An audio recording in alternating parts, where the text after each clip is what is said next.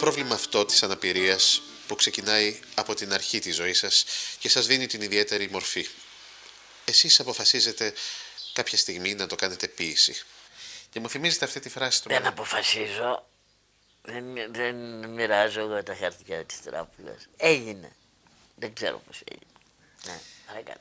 Μου θυμίζετε τη φράση του Μενέλα Λουντέμι που λέει «Το χαντάκι που μου ανοίξατε, εγώ το έκανα ριάκι και ποτίζω τα ωραία μου άνθη». Αχ, τι ωραίο που είναι αυτό. Αποτέλεσε αυτό το τεχνικό σας πρόβλημα εμπόδιο για την απόκτηση ερωτικών εμπειριών? Μπα, καθόλου. Δεν...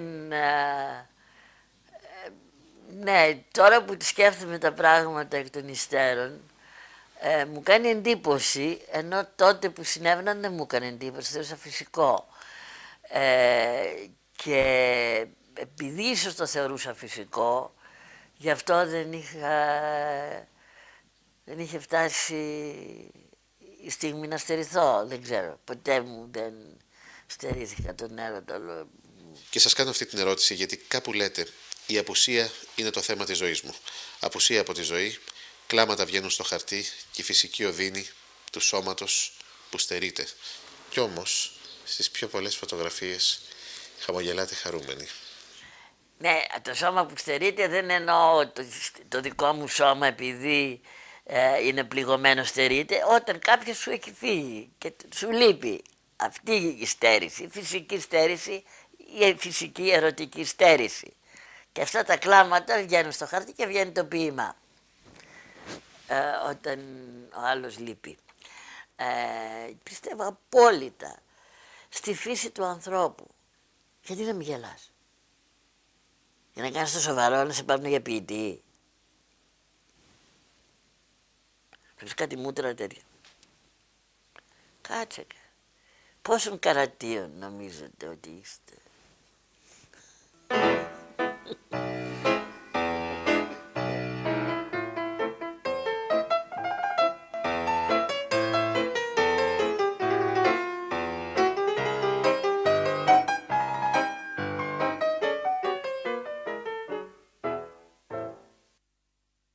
Μου αρέσει αυτός ο στίχος σας που λέει «Υπάρχουν μυστικά που μόνο χάνοντας τα μαθαίνεις». Τι είναι αυτό που χάσατε για να μάθετε εσείς? Έχασα μερικά πλάσματα που αγαπούσα στη ζωή τούτη και βασικά έχασα τη νιώτη μου. Και η έννοια της απώλειας, θα έλεγα μάλιστα ότι δεν είναι τόσο συνυφασμένη με τη νιώτη όσο που είναι μέσα στη ζωή. Και νομίζω ότι η ενασχόληση με την ποίηση κάπου σε τραβάει και την παρατηρείς περισσότερο παρά αν κάνεις μια άλλη δουλειά. Η απώλεια. Αλλά άμα το ξέρεις, είναι θρίαμβος αυτή η σταθερή απώλεια. Διότι το ξέρεις, μπαίνει μέσα στο σύστημά σου και το εκμεταλλεύεσαι βέβαια για να γράψεις το ποίημα.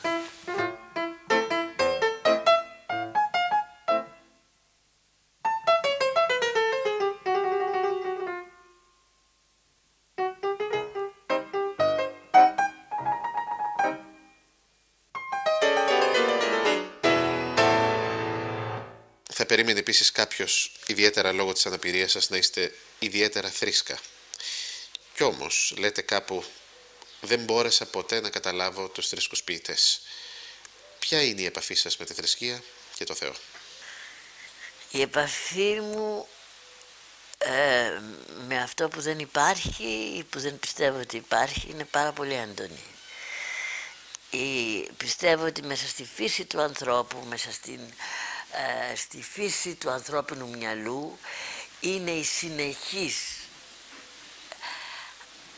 ερώτηση τι είναι η ζωή, γιατί η ζωή, πού πάμε, υπάρχει Θεός. Οι ερωτήσεις αυτές αρνούμε να δεχτώ ότι είναι αποκλειστικό της των θεοσεβούμενων, των πιστών και των θρήσκων.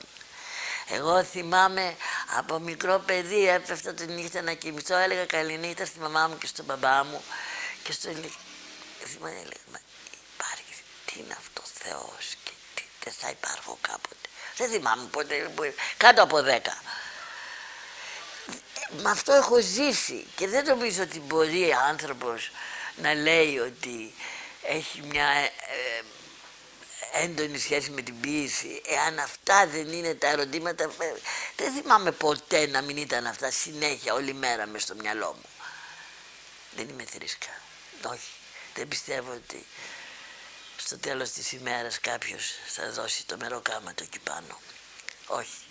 Αλλά αυτό το μυστήριο, το οποίο θρέφω και αυτό θρέφεται και το ίδιο, είναι αυτό που θρέφει όλη μου τη δημιουργικότητα, νομίζω, στο βάθος.